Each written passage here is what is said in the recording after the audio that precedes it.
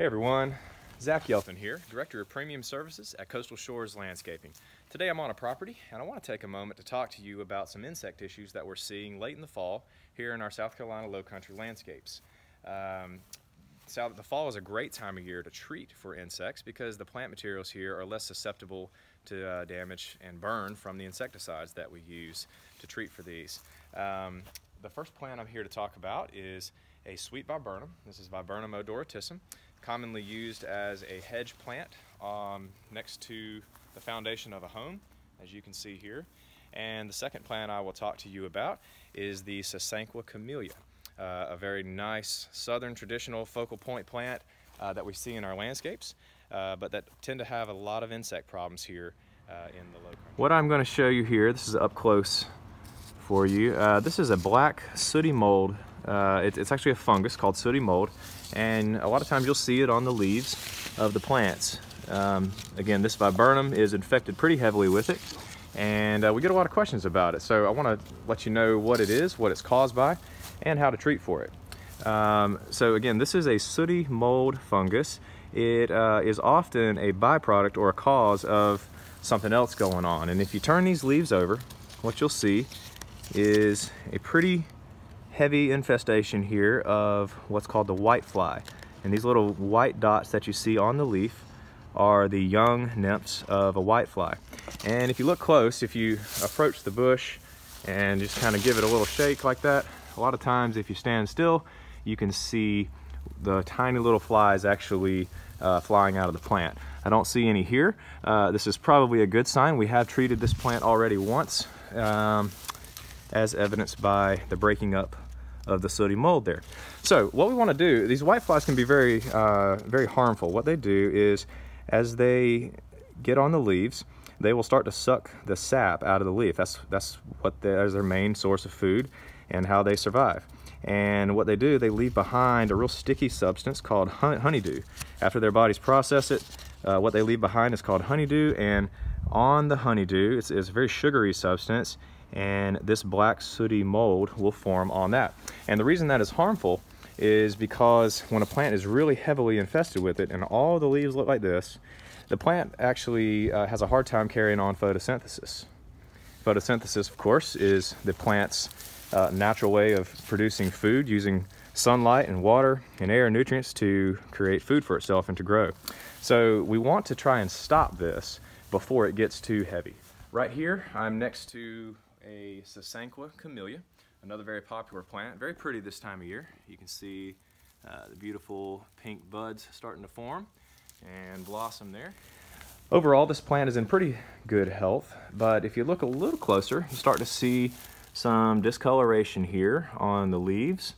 Let me get a little bit better example. Here's a good example here. And what you see is the chlorophyll in the leaf, which is the substance that makes it green.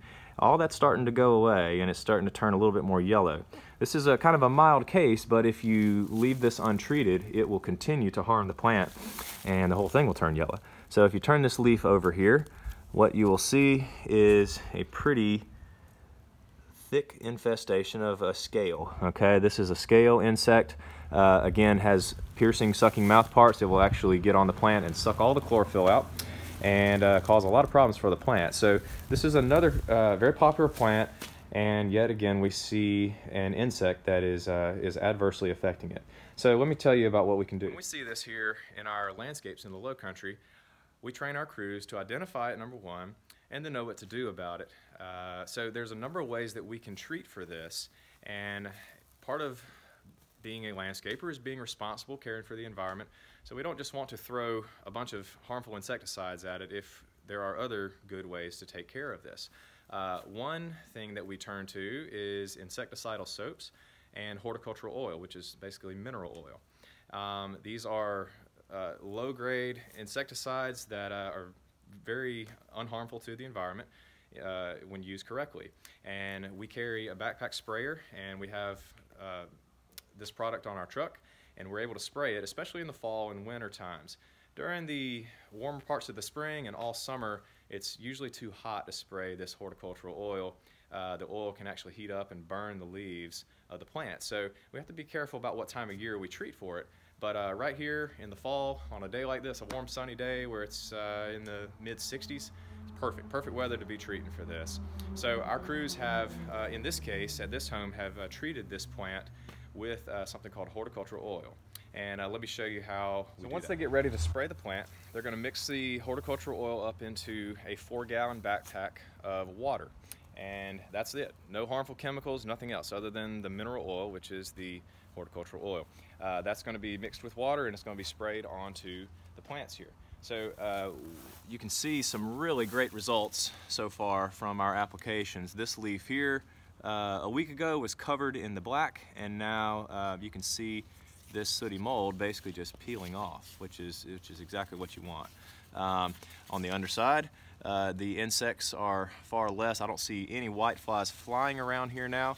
But again, this is you still have some of the little young ones, as you see right there, and we're gonna need to spray those again.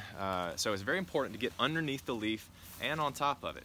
So you gotta actually get that wand all the way into the plant and spray all around, get a really good coverage on that in order for the product to be effective. One thing I want to mention is if you can actually do this at home. You don't have to go buy anything special. This is a mixture that can be made as a little home remedy using just a mild dish detergent and some vegetable oil. So get a couple of tablespoons of dish detergent into a bottle of about 8 ounces of vegetable oil, shake it up real good, and you can use that as a concentrate, mixing it with water. And what I always suggest is you can mix about 4 ounces of that mixture into 2 gallons of water.